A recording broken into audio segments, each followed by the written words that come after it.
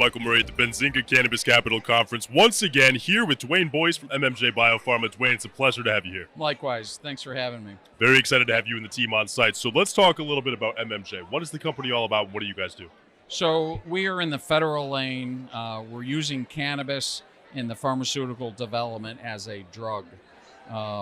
With 3 entities, we will be the only company that is vertically integrated in the federal space with DEA licenses.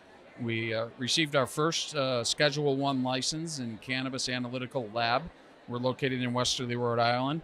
The second registration that is pending with the DEA is our API bulk manufacturing registration. That is DEA speak for growing marijuana. Sure. And the third company is MMJ International Holdings, which is our clinical trial company. We have filed 2 investigational new drug applications with the Food and Drug Administration. One is in multiple sclerosis, and the second is Huntington's disease. The FDA has awarded us an orphan designation, which is significant for our Huntington's study. The second part of that company is that we're manufacturing a soft gelatin capsule to be used in those clinical trials. It has taken us a long time to do our API formulation, and we have finished the manufacturing of the soft gelatin capsule last month, and we're preparing to go to the FDA to get approval to insert a combined THC, CBD pill, and other stuff, in the soft gelatin capsule in human beings in clinical trials. So, to my knowledge, we're still the only company in the space with a combined THC, CBD pill to be approved as a medicine in those indications. So a lot going on all at the same time. You guys have a lot of balls up in the air. Yes. Very impressive. And, of course, congrats on the success. When you're talking about the rest of 2023, the remainder of this year, and moving on down the road to years to come, what do you think are the foundational pillars of success as you would define them for the company? What are you guys going to have to achieve?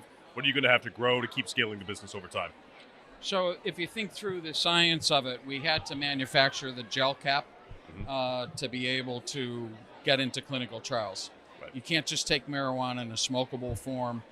You have to have a final dose form, right? So we've created that. So we're hoping to have the approval within the next quarter from the Food and Drug Administration, which is very significant because now we could use that medication in other clinical trials to researchers and or other people doing legitimate clinical trials. We see the industry moving out of the anecdotal space of, hey, this works, but it's not safe and right. It's not efficacious. You have to get into a clinical trial to prove those things, and that appears to be what the federal government is insisting, and that's been our strategy for the past 7 years.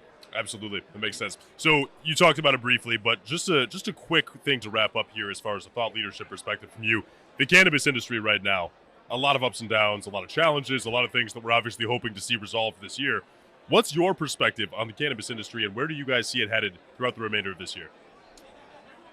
I would say, and again, I've had people say this, so I could repeat it, and it's the first time I've heard it, that we're probably cannabis 3.0. It's definitely going in the pharmaceutical lane. The states have stepped out ahead of this. We don't see that it's going to be federally legalized. There's a lot of mislabeling of product. There's no reproducibility. There's a lot of chemical substances in there that shouldn't be in there. So we're seeing the federal government taking a very hard stance on this. They had 950 applications for nutraceuticals, and they denied all of them and said, if you want to prove anything, do a clinical trial. Right. So that's our lane, and we've been in years in developing these protocols, assembling the patient population to do the trials, and we had to get to that formulation of the final dosage form of the medicine. So we're there. So that is significant accomplishments where I don't see anybody else in the industry that has accomplished that in the period of time. So in the next quarter, FDA approval for medicine, and then the DEA issuing our API bulk manufacturing registration. Absolutely. So it's pretty exciting times, and we're looking forward to it. We're currently out calling on Ivy League universities. We have several contracts signed. I can't mention it as we're under NDAs, and we're working with researchers to supply product Schedule I to Schedule I for development in their clinical trials. Yeah, so it's getting very exciting very quickly. Yeah. Very exciting to say the least. Yeah. Duane, again, congratulations on all the success. Thank you so much for having me. Yeah, I really appreciate it. Great to have you at MMJ. Really appreciate it. Thanks so much.